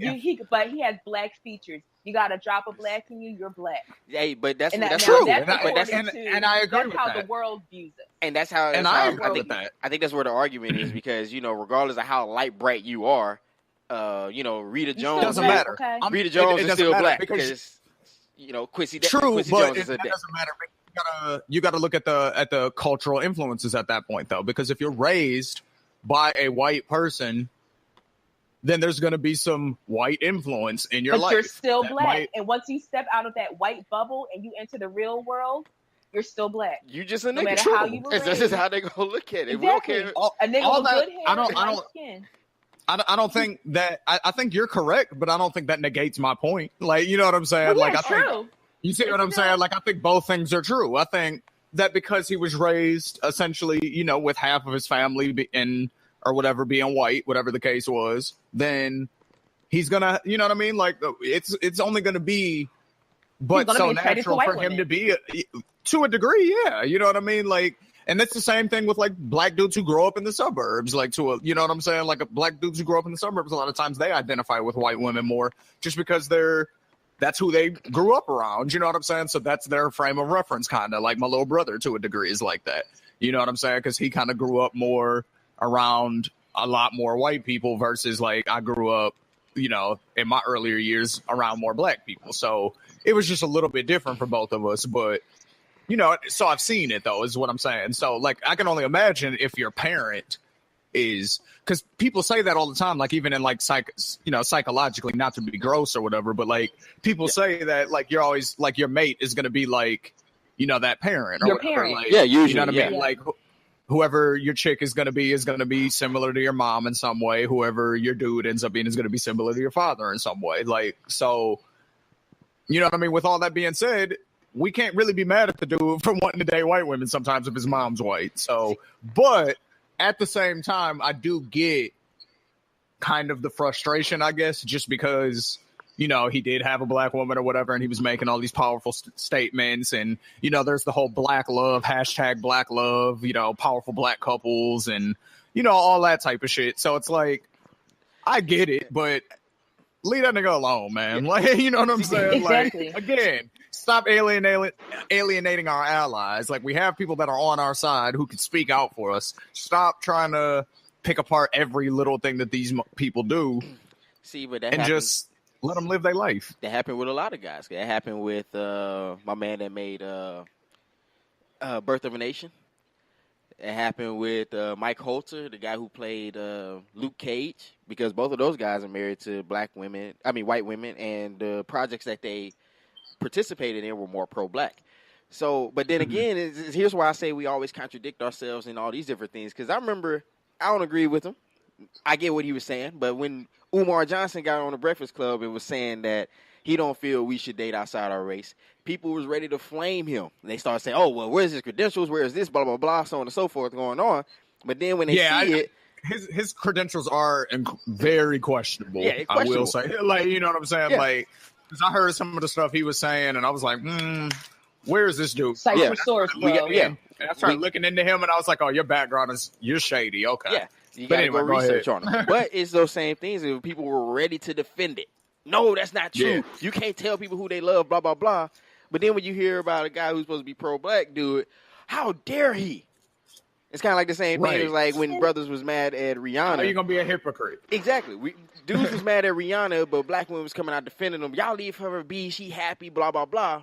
But then when Jesse Williams comes out. On the flip side, when the men do it, it's a problem. But when the women do it, I mean, that's Rihanna, that's Serena, that's, even taking it back a little bit, Eve. Like, everyone was like, yeah, girl, get your dude, be happy, so on and so forth. Oh, but you found out that this dude left his black woman for a white woman. He's blank. He ain't shit. He's blah, blah, blah. Funny story. In my own family, there's three siblings, right? I'll leave their names off because I don't know if any of my, people are listening to this or whatever, but I got three cousins, right? It's one dude, two sisters. One of the sisters is gay. She's married to a white lady, and they have twins. They have twins. One of the sisters is married to a white guy. Everybody was super happy when she met this dude and was like, oh, he's treating you so well and all that stuff, so that was all good. The boy cousin married a white woman, and just growing up, basically people would talk shit like in the family or whatever, like, oh, he's always dating white girls and, all that type of stuff. So I could see it just with the three of them all in the same house growing up. You know what I'm saying? Like, all three of them grew up together in the same crib, and the attitudes amongst all three of them dating white people were completely different depending on which kid it was, because one of them was gay, one of them was a boy dating white girls, and one of them was a black girl dating white dudes. Like, that's crazy to me. Yeah. They're all doing the same thing. You know what I'm saying? They're all literally doing the same thing. There's three different reactions. Yeah. Well, here's the thing about it. I think a lot of women were hurt because they feel like black women statistically are less likely to date outside of their race. We are more likely to date and marry black men. We fuck with y'all heavy. We are the ones that defend y'all. Meanwhile, your little white ladies was rolling out of bed and voting for Trump. But that's neither here nor there. Yeah. I know someone shut up, like that. Shut up, let me finish. Okay. We're not going to do this today. Oh, Just okay. whoop, let me finish. I get it. Date whoever you want to date, but understand that is fine. I get it. But the whole question simply was, do you feel like somebody can identify with your struggle? Because they're identifying, empathizing, and sympathizing are three very different things. And for Black women, trying to date some white man, it is a very different look. It is a very different feel. People give you a very different set of expectations than they do Black men dating white women. So call it what you want to. But all I'm saying is that I can see why they're hurt, because white lady and their white lady tears are some serious ass shit. And I keep telling y'all that, and it's trouble. And most Black men will tell you that white women are trouble for that exact reason, but y'all keep running up on them. So God bless you. Anyway, you know what? I hate to say this because I already know some people may listen. No offense, but that's actually what kept me from really wanting. I ain't really getting the white girls like that because I was like, man, look, I'm not finna get hemmed up. You're not finna see Quentin in the news. Because her posse or somebody related to her rolled up on her because she said I did something to her. Nope, that's not gonna happen to me. Plus, moms wasn't really gonna have that either. I feel it. Like what I was gonna say though is only to the point that because I think that it's sort of implied as factual when it's really not, that because you said that Black women tend to not date outside their race or whatever, which, yeah, that's true. I mean, well, first of all, let's also put this out there. Statistically, we marry each other. I think all the marriages that do happen between That's what I was going to say. 82% of us are married to each other. 84 is that I read. It was 84 was the stat I read. So that's actually what I was going to say. That was going to be my point. That was going to be my defense against that is 84% of Black men who are married to Black women. You know what I'm saying? I think the percentage, might be higher somehow for Black women or whatever, like, maybe a higher percentage of them that are married to Black men, but it's 84% of us that are married to Black women. So the whole notion that Black men don't like Black women and all of that, like, it's empirically false. You know what I'm saying? I didn't say y'all didn't like us. I just said you like white women too. Don't get it twisted. You like us just fine. No, yeah, you not what I said. Now, I always say there is a difference between the overwhelming majority of us that get married are marrying y'all too. So it's not like, even like in a dating sense, you know how niggas are. Like sometimes we'll date like just for the fun of it. You know what I'm saying? Just to try some new shit. Just be like, I want to see what this is like for a little while, and that be the whole reason for the dating. Never with any serious intention. So y'all just like to try on pants in the store and not buy them. Sometimes you know what I'm saying? Sometimes you like to test drive a vehicle, but you don't like. You want to go test drive the Ferrari. You know what I'm saying? But you're not gonna buy that motherfucker. Yeah, I'm not buying why does the white lady have to be a Ferrari? Okay, well you go. I mean, right? Because you're a Metro. You a Lambo. You a Lambo. I'm pretty sure Lambos are more expensive. How about they're higher priced value than Ferrari. Sometimes you want to ride the bus around town to see what it's like. Yeah, if I can only have one car, I'm gonna get the Lambo, which is you know what I mean, the top notch. But sometimes the Ferrari, it looks fun. You know what I'm saying? So you want to. But I'm saying like, so that's what that is like. But when it comes down to being serious and like, okay, I'm going to build home, I'm going to build a family, I want to have kids, I want to do X, Y, Z, like the important shit, we're doing that with y'all. Yeah. So the whole... Oh, so you can have fun with the white bitch but you got to do all... Yeah, when it gets time to settle down and get a station wagon in. Well, we're just using her to bust off. That's it. No harm, no foul. Yeah. Basically, that's all she's good for. God, this is so much. See, that's how you put that into a pot. Listen, let me just clarify. I don't have a problem with white women because some of y'all are out here being fantastic white people, and that is cool. Like, it's fine. Let me just clarify. These are jokes for the most part. If you might take that serious, I don't know what to tell them.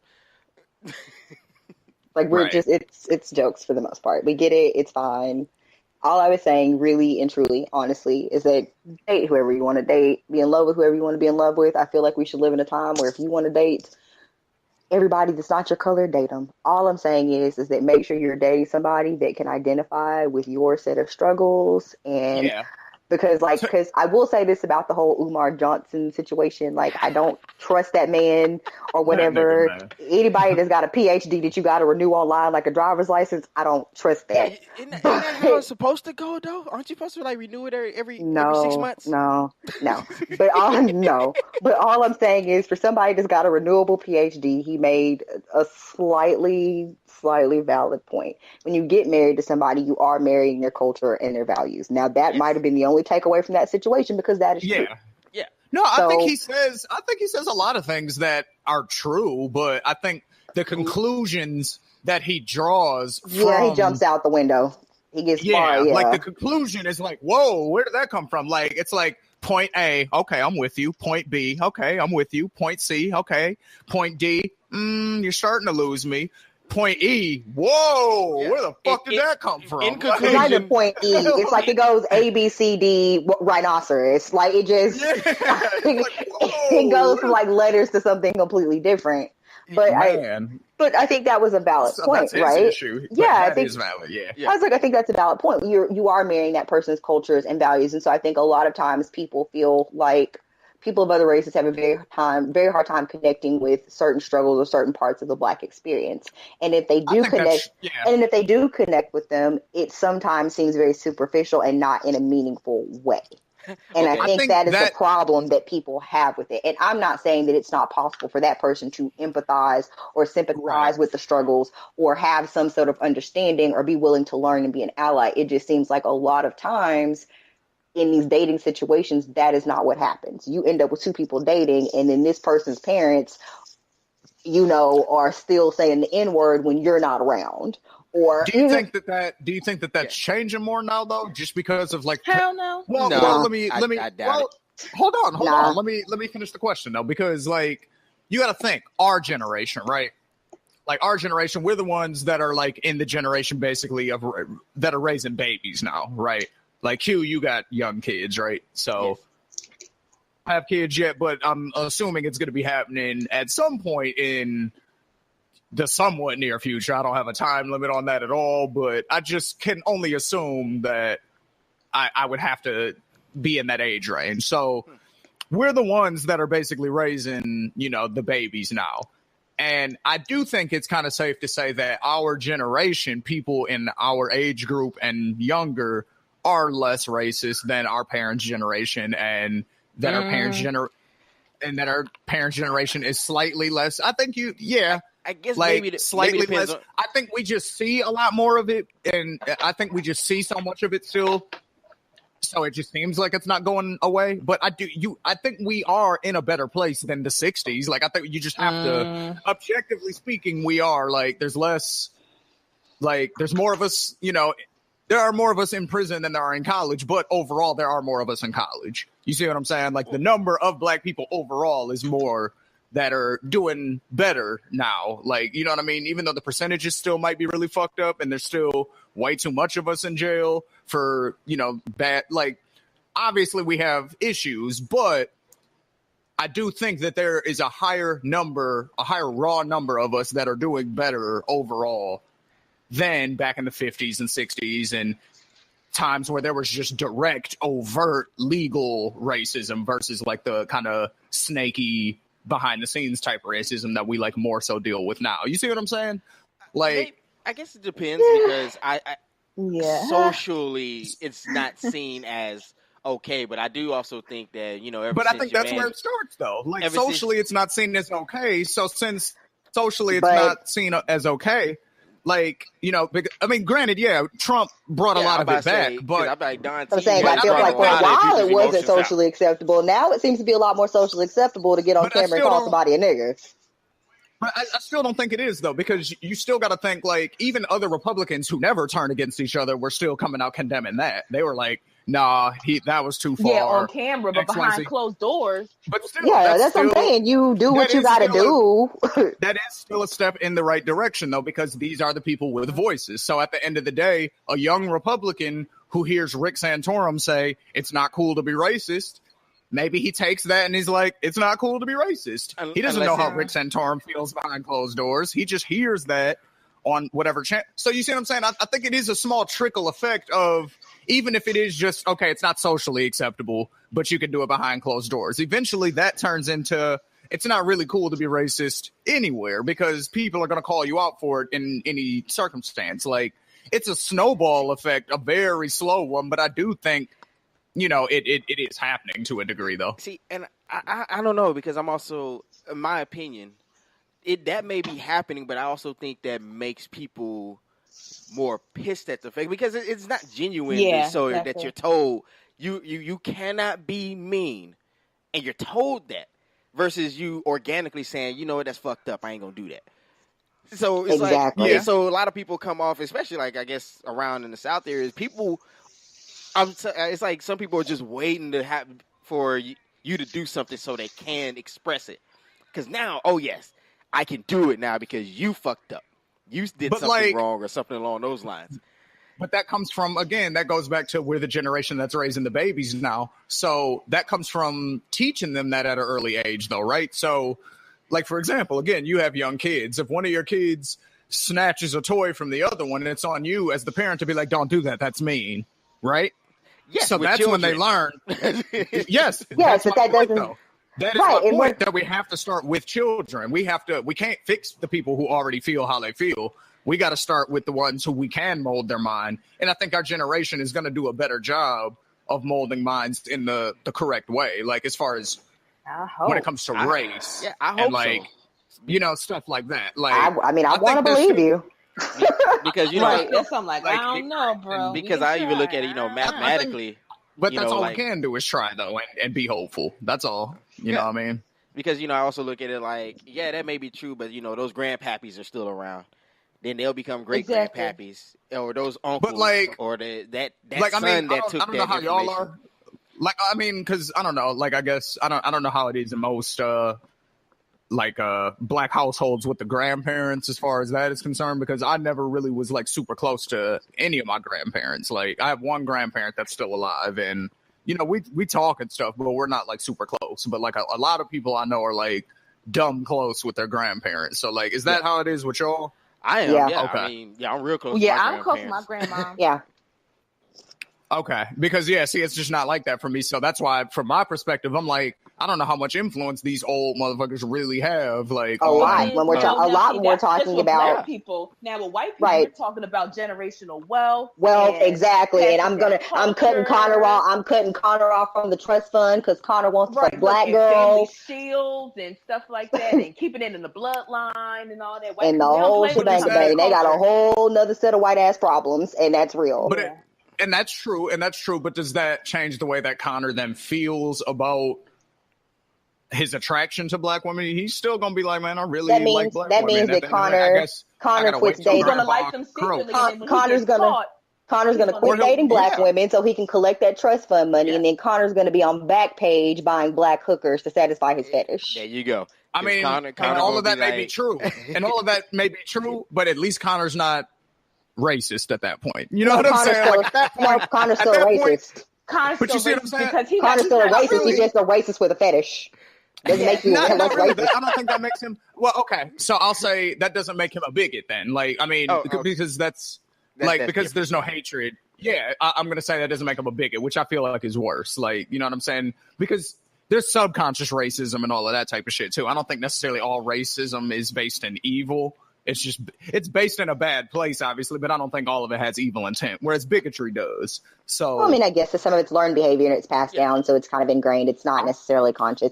Yeah. Right. So in Connor's situation that we're just describing, I would consider that more, I guess, yes, racism, but not bigotry. And I want to eliminate bigotry, like, because I feel like at some point that is possible, whether it's 200 years, whatever. Like, through education and through all that type of stuff, I think bigotry can be eliminated. I don't think tribalism will ever really go anywhere because we'll always feel the need to belong to something. That'll always exist. But that doesn't necessarily have to translate into bigotry.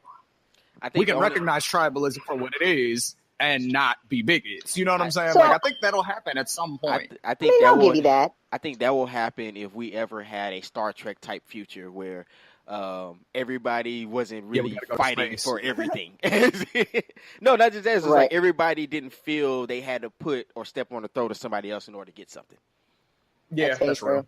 That's real. I was gonna say, like, for instance, like we were talking about people's papas and mimas or whatever, and how they're raising their kids. Like, it's very odd because, like, we were talking about that. So anybody that has heard the show knows that I work with a bunch of older white ladies in my office. Like, I'm the only Black person aside from the president's assistant, and she's an older Black woman. And we interact with each other, but we don't really interact with the rest of them because they are a piece of work. But a lot of them have little mixed grandchildren. Mm-hmm. And so occasionally I will walk by and they don't think that I'm paying attention to their conversations. And it'll be like, I had Paisley this. Well, let me get this accent together for this one. Well, I had Paisley this weekend and I had to comb her hair, and my God, her hair is nappy. I wanted to throw my fucking coffee at that woman. Okay. And that is the shit that they say. But they'll swear to God they're not racist. But they're not racist because they have mixed grandbabies. Okay, here's the thing. Here's the thing, right? Like, I hear exactly what you're saying, and I agree with you for the most part. Like, again, having mixed grandbabies does not mean you're not racist at all. Oh, that's their favorite line. That's their favorite one. That doesn't mean shit. That means their nothing. favorite one. Yeah, that's like what. But what I will say is, I bet you this. As much as they might look at them differently than the rest of the grandkids, they might even slightly treat them different, which is fucked up. And I acknowledge all of that. But let another white person who is not in their family fuck with their grandbaby, and I bet you it's a problem. You know what I'm saying? They still love their grandbaby. Like, I've seen this happen as well, like in, real life situations where it's like, that's what I'm saying. So, like, at that point, the color thing goes away. So that would be the question. Like, so would it be a situation where it's not that I am really organically into this individual, but now you're coming at family, and I find that you're disrespecting my entire family? But if that's so what I've seen, in different situations is sometimes that'll be the spark to where you're like, you know what, okay. You know what? That's when you can kind of like recognize like almost where you've been going wrong, where it's like, okay, you know what? Maybe I need to check myself because I've been treating you fucked up for being darker than the rest of them. Yeah. And now I saw this other person do it. I had to defend you, and I realized you're really the same as me. Maybe I need to look at other motherfuckers. You know what I'm saying? Like, it's again, trickle effect. Like, I've seen it work that way to where even like older people are like, you know what? I still have some of my ways that are, you know what I'm saying? I still got some of my ways that are not exactly cool or PC or whatever you want to say, but there's still a slight change of heart involved where it's like, okay, I mean, maybe they stereotype people before, and they weren't inherently bigoted, but they in the back of their mind stereotyped everybody, and then they befriended somebody who was of that race, and now you know what I mean. Now they don't necessarily stereotype as much. Like, it's little shit. I feel like little seeds here and there are what kind of move things along, and I can see that, but I think a lot of times the concern there is, why does it take you having somebody do some fucked up shit to your mixed grandbaby for you to realize that the shit that you're doing and saying up to this point is fucked up? Like, the grandbaby wasn't enough. You gotta ask for somebody. Yeah, you gotta do some extra ass shit has to happen for you to feel away. And that's what I'm saying. That's the difference between being able to identify with the person, being able to sympathize with what they're going through, and being able to empathize. Because I just feel like, as a human being, you ought to be able to empathize with another person's issues and their struggle. It may not be your issue and your struggle, and you may not be able to relate, but it ought to make sense to you that the shit is fucked up. And it shouldn't take somebody in your family having you a mixed ass grandbaby for you to feel that way. And therein lies the problem. I think that is why I'm a progressive. I mean, I think that's the problem with a lot of people, is that with anything. Yeah, if I can't get feelings, if I can't fathom what you're talking about because I myself don't do it, then it's hard for people to be empathetic because they're like, I can't relate. It's almost like somebody, for instance, if you go try to teach somebody something that you know, for instance, you're great at math and you're trying to teach somebody else math and they're not getting it, and you're like, how are you not getting this? Like, what's wrong with you? Like, how can you not get this? But the other person can't fathom because they're like, oh, I don't get it as easy as you. So, it's one of those things that you kind of got to look at. But yeah, to Shane, to your point, I can agree. I guess it's like that situation if, I was going to use a joke, how like, if your parents are fucked up, you can talk about them all day, but let somebody else talk about it. Now we got problems. Yep. Yep, exactly. Oh, Very man. true. So I think we have one more thing real quick. Kayla, you said you had a quick question for us, right? Oh yeah, just a quick question. And kind of along the lines of this whole being woke movement, whatever. Why is it hard, or why does the Black community struggle with supporting Black businesses? Can I answer Go real ahead. quick? Because I got to get out of here in a little bit. Celebrate my 30th tonight, as I'll let y'all know. Whoop, whoop. But yeah, so why do I think we struggle supporting Black businesses? Because we just naturally, it's been kind of set up like for people of lower classes to like fight amongst each other. So I think we just inherently over time have decided not to trust one another. So when it comes to Black businesses, we look for what's wrong with it before we look for what's right with it, if you get what I mean. So it's like, whereas with a white business, like we just assume, because white people have been doing business for so long, we just assume they know what they're doing. You know what I mean? Like, yeah, that's what white people do. They do business. So, of course, I don't have to ask any questions. But when it's a Black person, it's like, okay, who taught you this shit? Like, where did you learn this from? Who did you know what I mean? Like, there's all these questions that come with it because that's not a normal thing, I guess. So, it's just we're more skeptical of each other. And so that skepticism leads to less people going to whatever business it is. And then less people participating in that business. Ultimately, the business can't survive, so they don't make it. And I think that's just kind of the vicious cycle that we all see each other. And then you see Black business owners. This continues to happen. So then the people who are giving out business loans, they're like, I'm not really trying to give y'all loans because your businesses never work. So again, vicious cycle.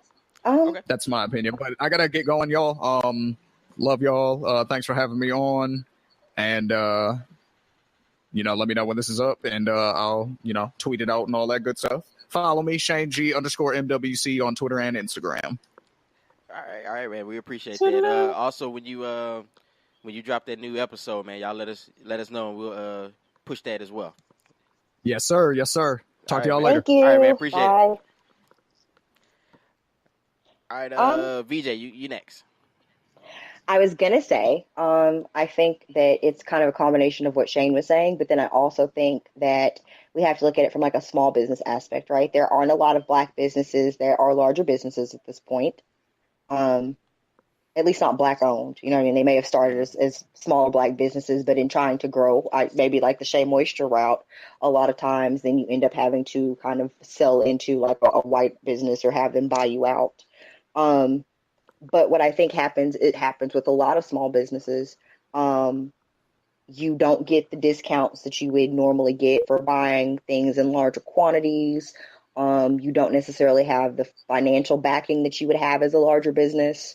So when you look at the cost of goods and services, a lot of time when you're looking at small businesses, people say buy small business, buy Black business, but the products are so much more expensive than they are when you're buying from somewhere else. And when I'm looking at, and that's the thing, people are always like, oh, buy Black, but you have to have the money to do that. And so for people that have the expendable income to do that, it makes plenty of sense. But for the average person who, is in a household where both people have to work and you have kids and a mortgage, you may not be like, I'm gonna look at this t-shirt and I want to support you, but your t-shirt is $40, or your hair care products are, this shampoo is $30 a bottle and my regular shampoo is, my regular shampoo is $5 a bottle and I got to try to buy enough to take care of the hair for me and 2 other little people in the house, or your makeup products. You know what I'm saying? It's one of those things where you do want to support small businesses, or Black businesses or Black small businesses. But a lot of times the products are just expensive. But I get why they are, because obviously you want to be paid for your time and your labor. And a lot of times you just cannot buy enough product in bulk that you would need to in order to get discounts on product and stuff. So you have to sell it at that market price to make a profit. You have to keep your lights on. Yeah. You have to be able to advertise. So I do get it. but it kind of is a catch-22, right? It puts us in a conundrum. Like, the people that you want to buy from you oftentimes can't afford the prices that you have to set. Yeah, I agree.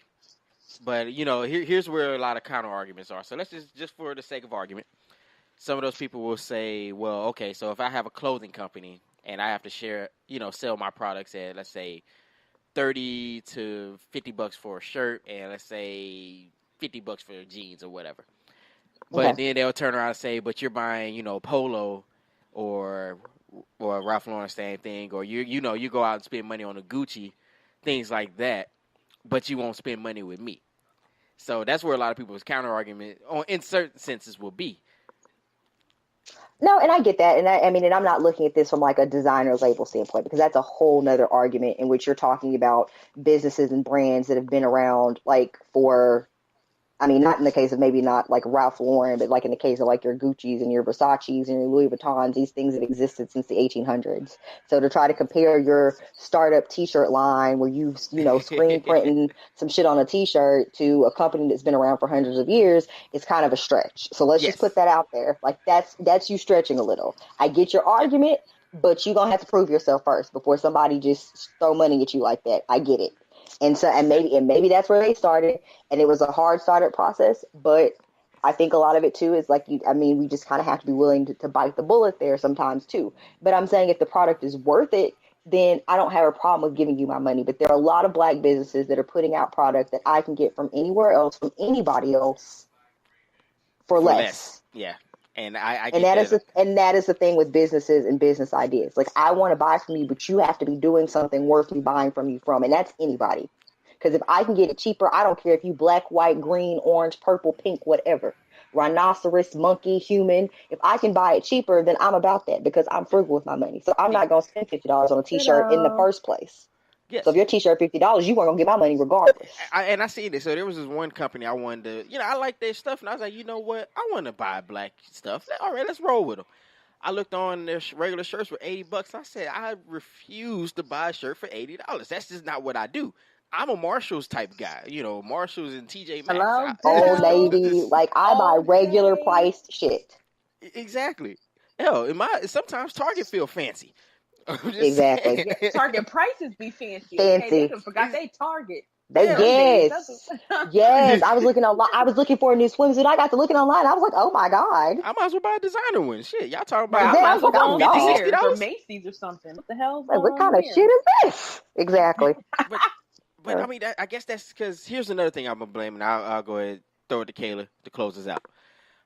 I think it's also the fact that we've become so corporatized that those small businesses, it's hard to see a mom and pop store survive anymore because of the rise of your Walmarts or your Amazons or your eBays or Target and places like that, where if I'm putting thousands of stores out there, you can't compete with me. So yes, you're going to, and then of course, a lot of those companies, they make these contracts with these suppliers to where they will basically supply them with cheaper, supply them for a lower cost than they would for you.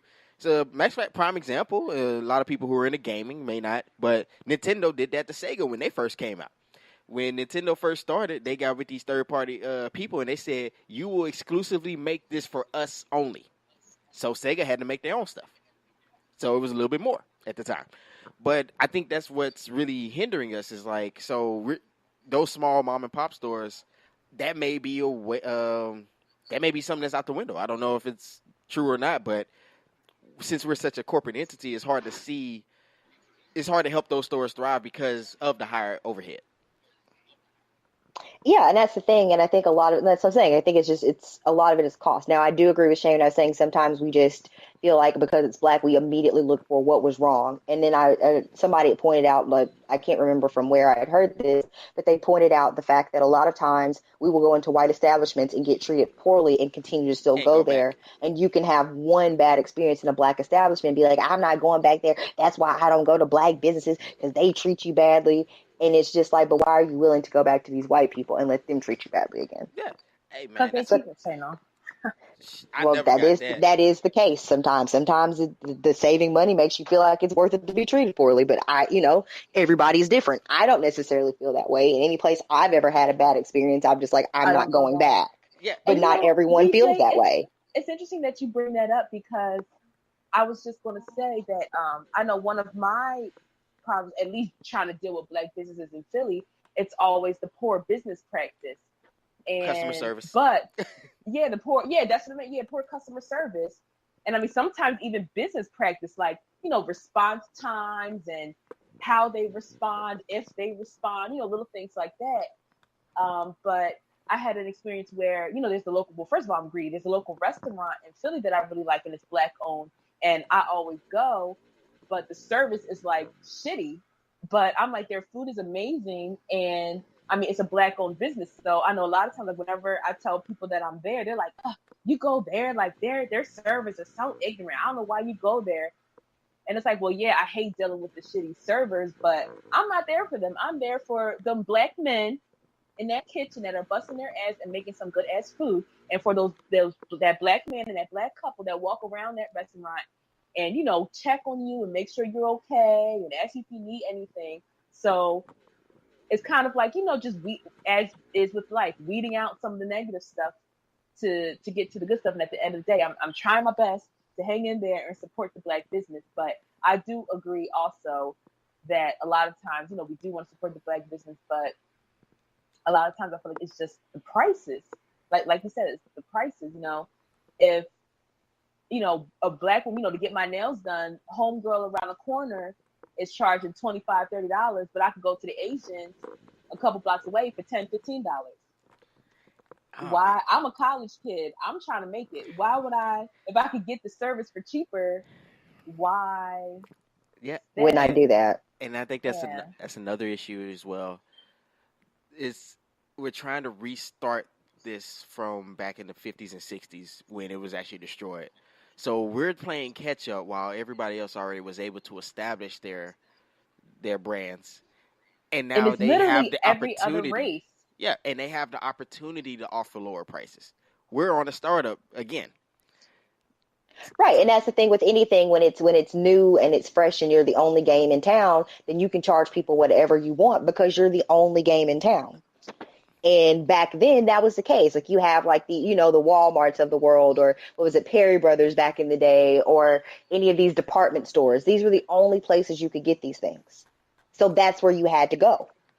And slowly, when other people started being able to provide those services and the marketplace became competitive, you either thrived and made yourself marketable to other people and either were able to provide cheaper product that was similar in quality, or you disappear. Yep. And so now when the market is so saturated with all of these businesses that, can provide you with the cheapest price, what do? Because, I mean, I may want to support your, mom and pop grocery store, but it's like a convenience store. Like there's a convenience store right up the road from my house now, and it is owned by I think they're Mexican, and they're owned by, and it's somebody's Mexican people, and they're really nice, and we stop at the store all the time. But, they only own the one gas station or convenience store or whatever. And they're super, super nice. But the prices for beer or the prices for like chips or whatever are higher than they are at, like, say, a Walmart. And Walmart is like the same drive, but in the opposite direction for me. So if I'm thinking, okay, I can just run in Walmart and get the same Coke or whatever and use self-checkout and be in the same amount of time, why would I give you my business? Like, I want to. I would like to.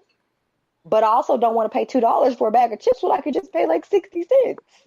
Yep. I mean, granted, $2 is not a lot, but I'm just like, it's just when you're not the only game in town. I was like, yeah, when you're not the only game in town, you kind of have to reasonably set your prices to where people can afford them, or at least try to support you so that you can get some type of money. And sometimes that means you kind of have to scale back or operate in the red not necessarily operate in the red, but maybe you just have to do enough to cut even. Because like on Shark Tank, I watch Shark Tank occasionally, and they'll ask people about their investments or what their sales have been. And they'll be like, well, the first couple of years I just broke even. And I recently, in this past 3 or 4 years, have started making enough money to where I also get a salary. So sometimes it just kind of has to be a pet project until you start making money.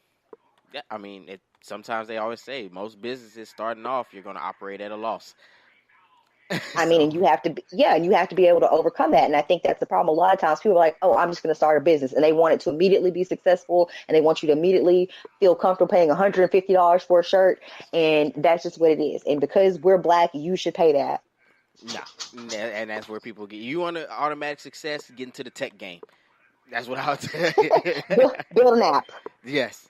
So, all right. I guess we could discuss that all day, but I'm gonna go ahead and say my piece. I'm Q, aka Q the Great. Y'all make sure to follow me on Twitter as well as Instagram under Q_the_great. I'm also on Facebook if you want to check me out. This is Quentin Simpson. Make sure to check out all the shows on the TCD Media Network. This show, Chopping It Up with Q, or you can also check out Happy Politics. As of right now, they're not really affiliated, but the Talking 30 show and the previous shows are also on the TCD Media Network on Spreaker.com. So make sure to check that show out, and also make sure to check us out Mondays from 8 to 10 live, and that's CST time or Central Standard Time for people who don't live around this area. I think that's about it. So Kailah. Yes, sir.